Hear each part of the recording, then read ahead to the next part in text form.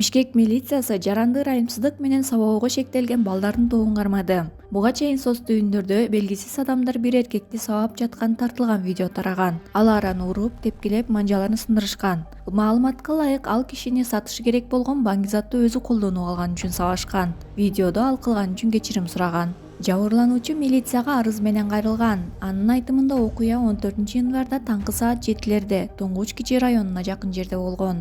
Бул факты боюнча кылмыш топ түзүү, анын ишине катышуу, тоноо жана бейбаштык беренелери менен кылмыш иши козголду. Укук коргоо органдары 3 шектүүнү кармады. Алардын бири 21, экөө 20 жашта. Үчөө тең убактылуу кармоочу жайга киргизилди. Жабырлануучуга соттук медициналык экспертиза дайындалды. Милиция кылмыштын башка катышуучуларын издөөнү улантууда.